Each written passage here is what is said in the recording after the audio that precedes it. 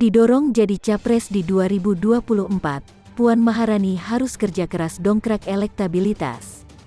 Direktur Eksekutif Indonesia Political Review, IPR Ujang Komarudin memprediksi Partai Demokrasi Indonesia Perjuangan, PDIP, akan tetap mengusung Puan Maharani untuk maju sebagai kandidat calon presiden 2024 dibanding kader lain di internal. Karena itu, PDIP hingga kini terus berupaya menaikkan elektabilitas Putri Suling Megawati Soekarnoputri itu sampai benar-benar siap berkompetisi di pemilihan presiden, Pilpres 2024. Sudah ada bocoran dari internal PDIP, mereka akan mengajukan Puan Maharani untuk maju sebagai kandidat calon presiden 2024. Kata mereka, menang bersama dan nyungsep juga bersama. Kalaupun nyungsep atau kalah itu sudah resiko, karena mendorong figur yang elektabilitasnya rendah, kata Ujang Komarudin saat dihubungi, Rabu, tanggal 27 Oktober tahun 2021. Ujang meyakini rencana PDIP yang tetap mendorong Puan untuk maju menjadi calon presiden, capres, dibandingkan mempertimbangkan kader lain di internal karena ada beberapa faktor. Pertama, Puan sebagai putri mahkota dari Ketua Umum Megawati Soekarnoputri. Kedua, Puan sebagai tokoh sentral PDIP sehingga sangat layak diajukan sebagai salah satu kandidat calon presiden 2024. Kalau menang dalam Pilpres mendatang, semuanya senang dan bangga.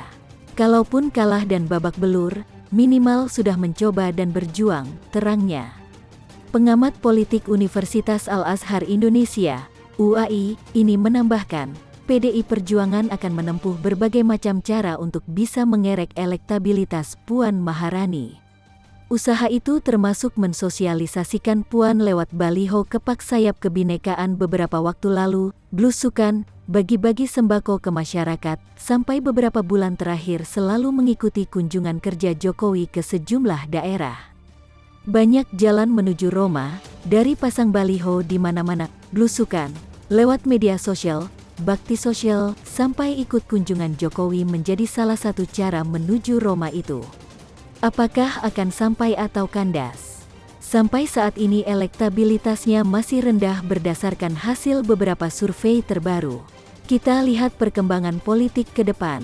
Dr. Ilmu Politik Universitas Indonesia, UI, ini meyakini jabatan Puan Maharani sebagai Ketua DPR bisa mendongkrak elektabilitasnya. Syaratnya, Ketua DPP PDIP tersebut bisa membuat kebijakan-kebijakan yang pro-rakyat. Artinya, buat rakyat senang dengan kebijakan-kebijakan yang berpihak kepada mereka. Butuh usaha keras dan mencari momentum agar Puan bisa disenangi publik, ujar dia. Elektabilitas masih rendah sebelumnya. Dalam sejumlah survei, elektabilitas Puan memang masih tertinggal dibanding tokoh lain seperti Prabowo Subianto, Anies Baswedan, Ganjar Pranowo, dan Ridwan Kamil.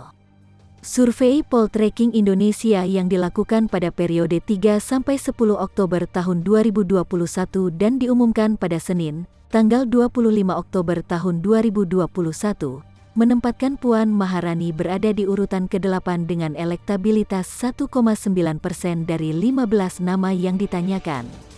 Sementara, survei Carta Politika pada tanggal 12 Agustus lalu, menempatkan nama Ketua DPP PDI Perjuangan Puan Maharani di urutan terbawah elektabilitas 10 tokoh calon presiden atau capres 2024, yakni hanya 1,4%.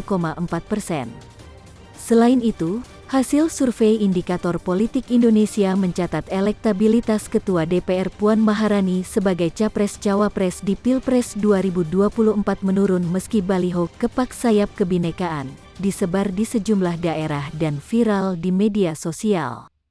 Berdasarkan hasil survei pada 30 Juli 4 Agustus itu, elektabilitas politisi PDI Perjuangan itu berada di angka 0,4%, turun dari elektabilitas pada April sebesar 1,1%. Namun, di saat yang sama, popularitas Puan mengalami peningkatan tipis. Pada April, tingkat keterkenalan Puan sebesar 50%. Saat ini, popularitas Puan mencapai 60%.